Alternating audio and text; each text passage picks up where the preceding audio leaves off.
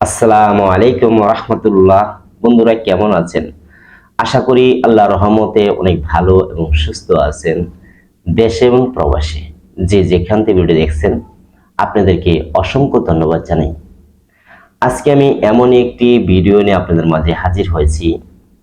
যারা পরি সাধনা করেন কিন্তু আপনার সামনে পরি আসে না কেন?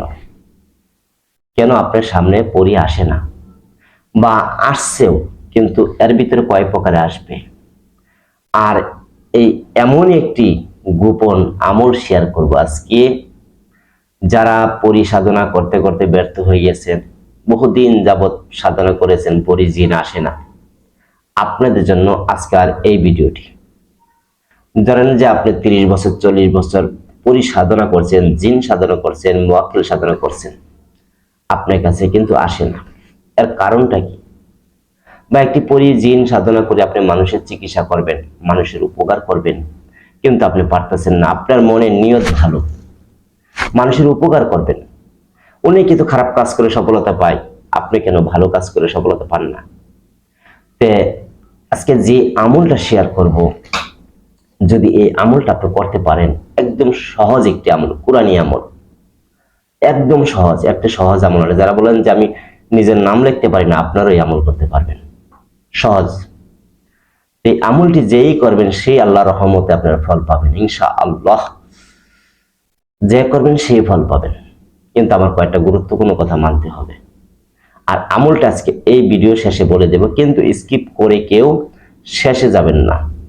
যদি প্রথম আপনি না বুঝতে পারেন, শেষে যায় কিন্তু বুঝতে পারবেন না। প্রথম আগে বুঝতে হবে। তাই অনেক পাওয়ারফুল একটি আমল শেয়ার করব, যে আপনি যদি আমলটা করেন তাহলে বুঝতে পারবেন। আমি মুখে বলে আপনাদেরকে বোঝাতে পারবো না। আগে আমল করেন, তারপরে কমেন্ট সেকশনে বলবেন।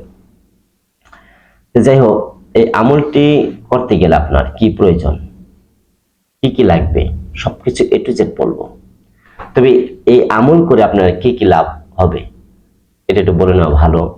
যদি আপনি এই পরীকে সাধনা করতে পারেন, এই পরী কিন্তু একজন আসবে না, এই পরীর সাথে 3 জন আসবে, 2 জন পরী আসবে, একজন মুয়াক্কিল আসবে।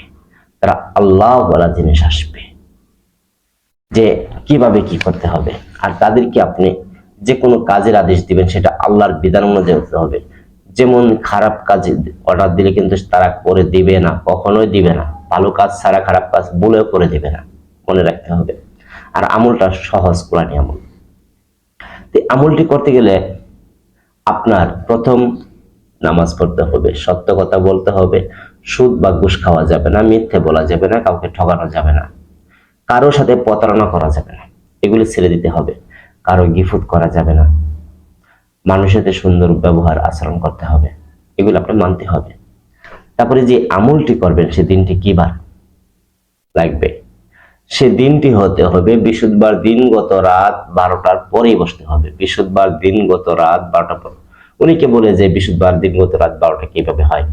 আপনি বৃহস্পতিবার দিন চলে গেছে, যে রাতটা হল সে রাত 12টা বাজে বসতে হবে। ঠিক 12টা বাজে বসবেন, আরে 5 মিনিট আগেও বসবেন না, 5 মিনিট পরেও বসবেন না। আর এই আমলটা করার সময় অবশ্যই রজনীগন্ধা যে ফুল আছে, এগুলি কিছু ফুল আপনার সামনে নিয়ে বসতে হবে। রজনীগন্ধা ফুল সামনে নিয়ে বসতে হবে। সেই ফুলের উপরে একটু আতর ছিটাবেন, একটু গোলাপ জল ছিটাবেন। ছিটে ফুলটা একটি পাত্রের উপরে রেখে সামনে রাখবেন, সামনে রেখে বসবেন। আপনি শরীরে আতর ব্যবহার করবেন, শরীর বন্ধ করতে হবে না, হ্যাসার করতে হবে না। এটা কোরআনী আমল, আপনার ক্ষতি হবে না ইনশাআল্লাহ।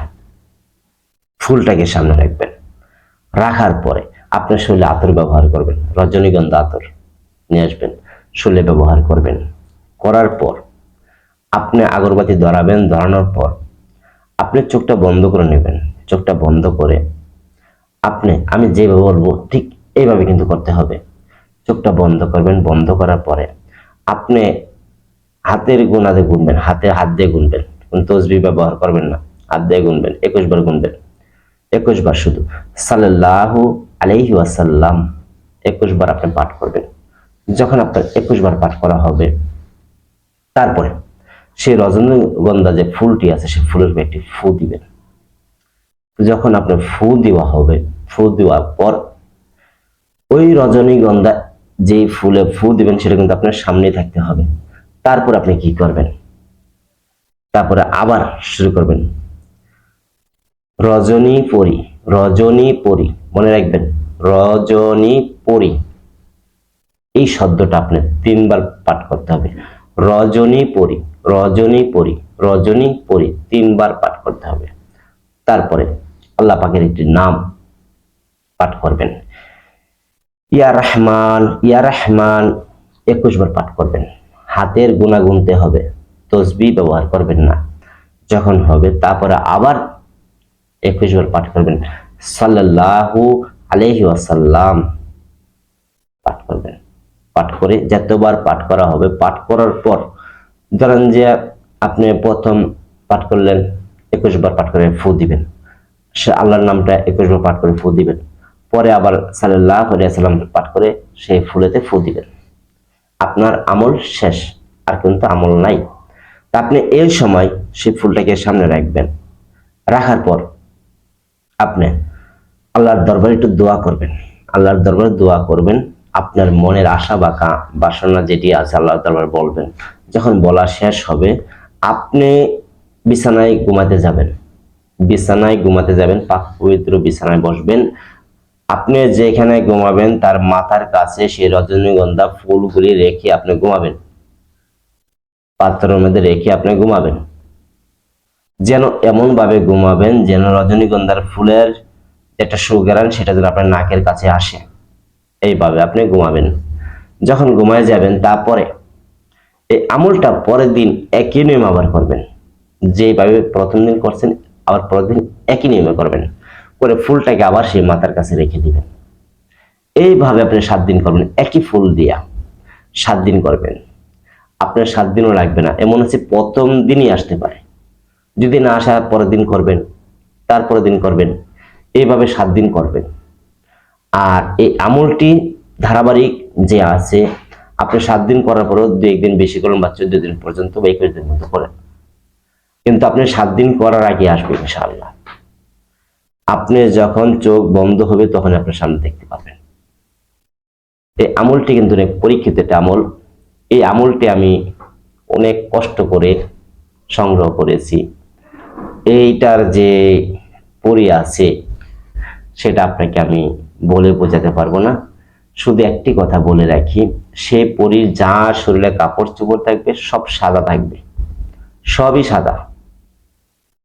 যাই হোক, এই আমলটি করবেন, ইনশাআল্লাহ আপনারা ফল পাবেন। আর যারা আমার কাছে ক্লাস করতে চান বা শিখতে চান, কেউ হোয়াটসঅ্যাপে ভয়েস দিবেন, কিন্তু লেখে বা ফোন দিবেন না। ভয়েস দিবেন, লেখে বা ফোন দিবেন না। তো সকলে ভালো থাকবেন। আসসালামু আলাইকুম রাহমাতুল্লাহ।